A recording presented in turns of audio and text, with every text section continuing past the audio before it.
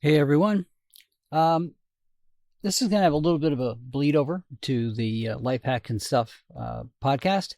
If you listen to my other podcast first, thank you. Secondly, if you listen to it first, you'll know that I was talking about ground truth this week.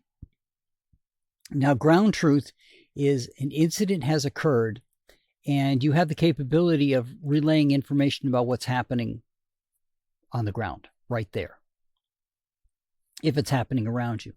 First and foremost, number one, do not get in the way. Number two, do not put yourself at risk. Okay. That's always the two biggest ones. I don't care if you're how you're doing it or how helpful you're trying to be. I don't care if you're doing it by using a drone or if you're doing it on the ground. Don't be in the way and don't put yourself at risk. There's been many reports of people using drones in wildfire areas and other things where they've gotten in the way and grounded the emergency vehicles necessary to help battle the fire. So don't do it. Stay out of the way. But if you can, without getting in the way of anybody, get as much information as you can that can be passed along. All right. There may be a organization in your town already. You'll have to reach out and find out.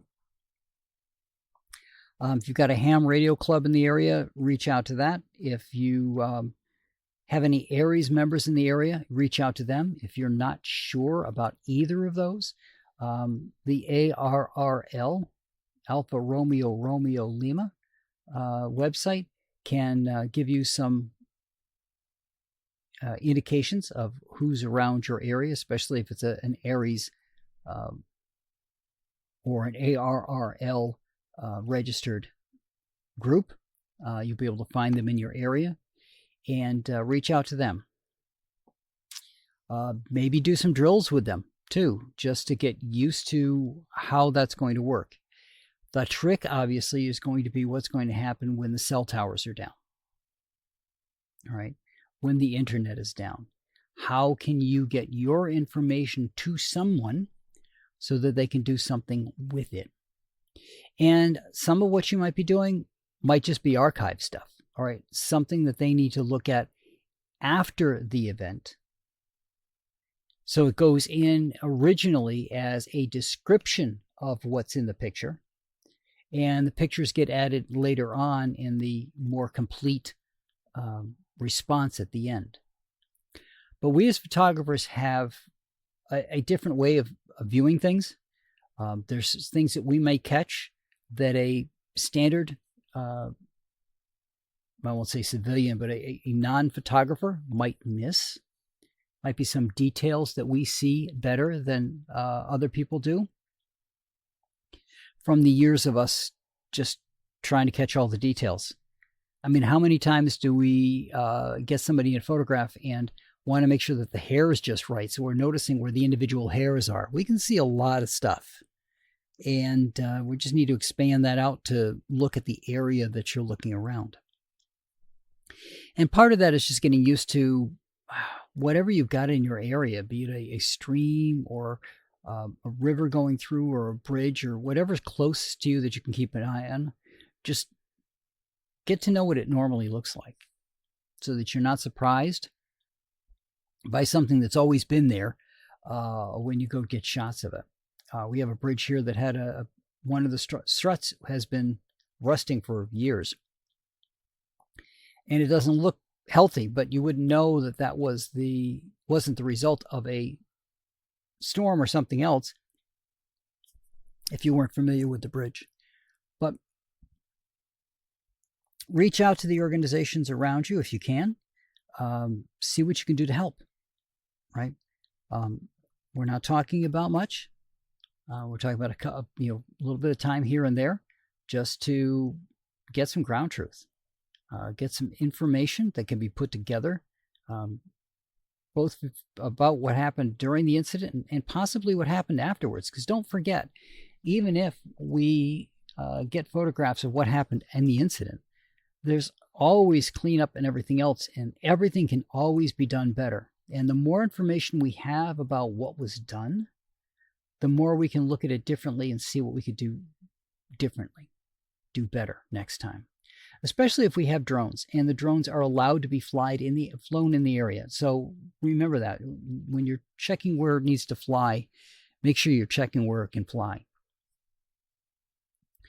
But that allows us to get a different view of the situation than the people on the ground can get, right? Having a drone up could allow you to get a different perspective on what's going on to help out the people doing the work.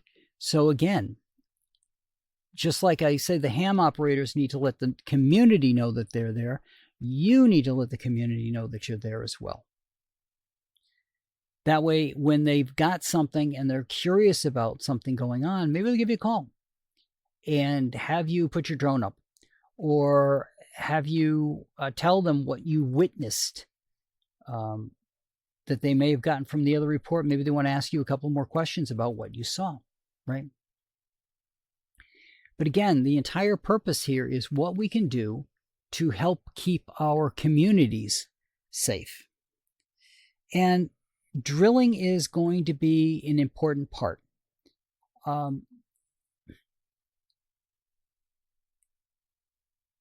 In the ham radio community, right? Over the years, it's been kind of a closed little community. Ham operators talking to ham operators. I see that as a problem for a couple of reasons. The first problem I see with that is there are more people in the community than there are ham operators, which means we're losing a huge amount of potential that we could get from the community. And that includes the photographers. All right. You may not, as a photographer, think that you can offer anything. You're wrong.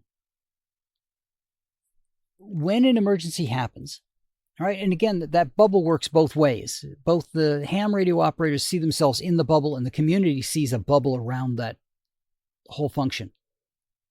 And it's both sides are wrong.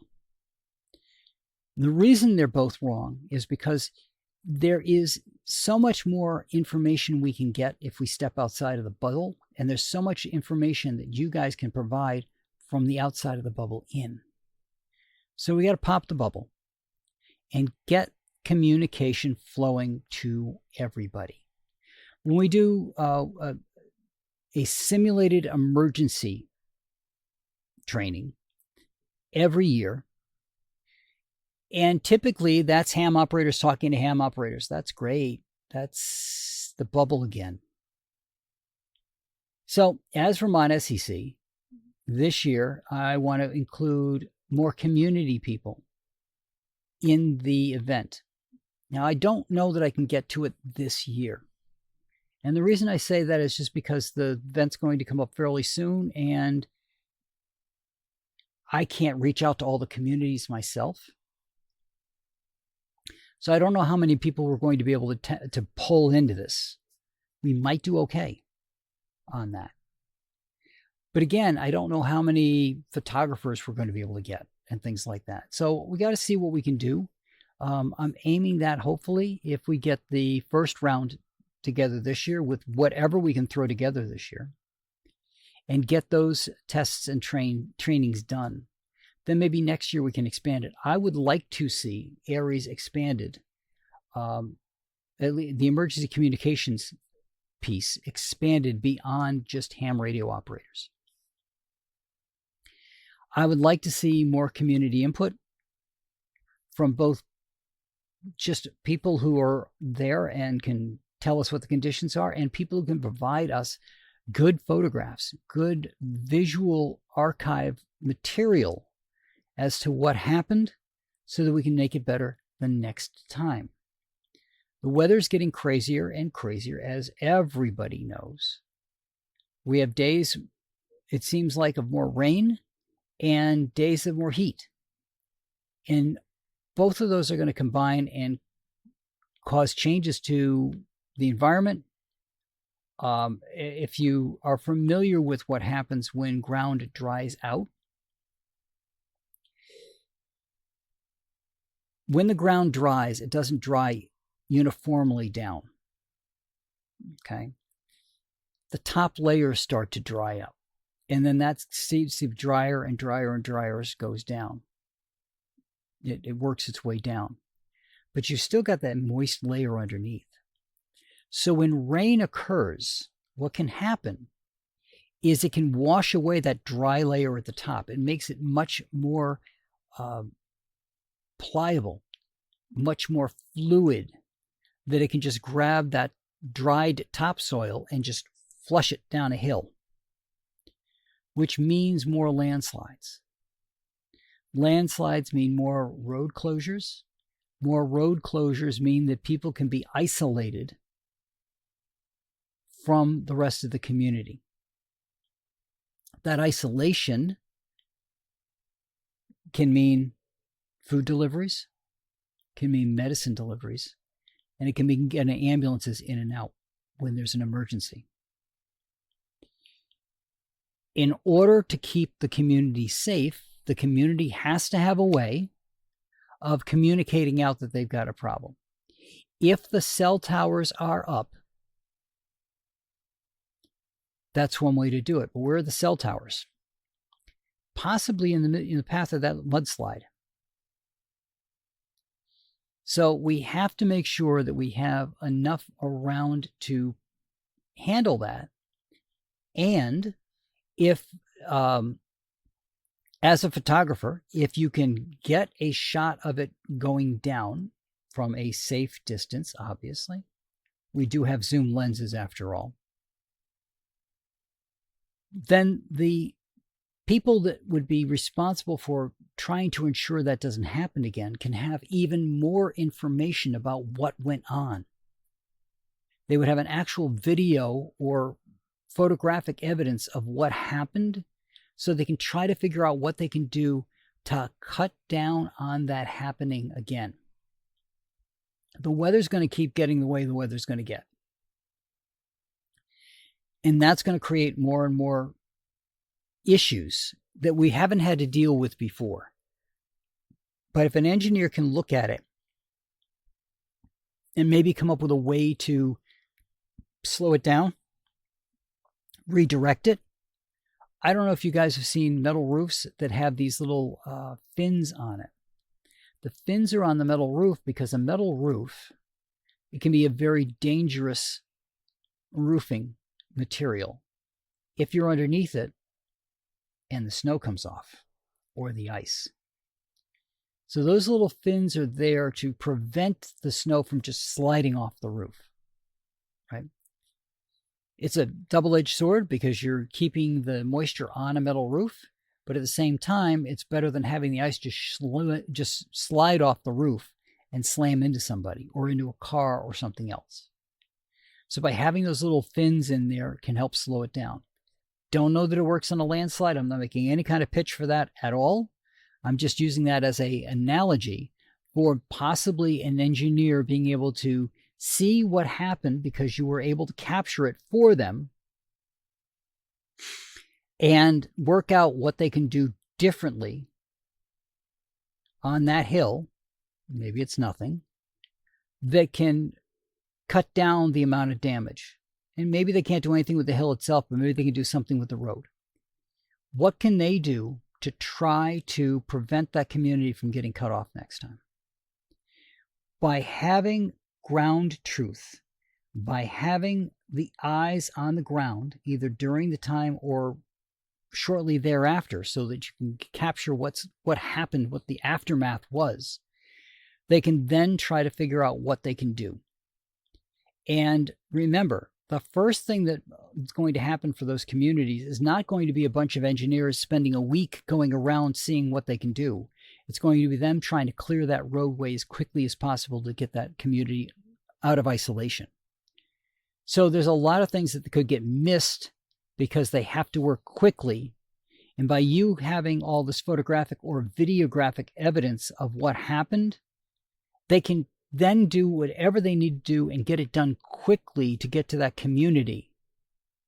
And then take the time afterwards to go over the footage that you've gathered and figure out what can be done differently and how they can help next time. But now they can do that when they're not under the gun, when it's not an emergency, when there aren't lives that are possibly at risk. And that's where you as a photographer come in to play. We capture moments in time.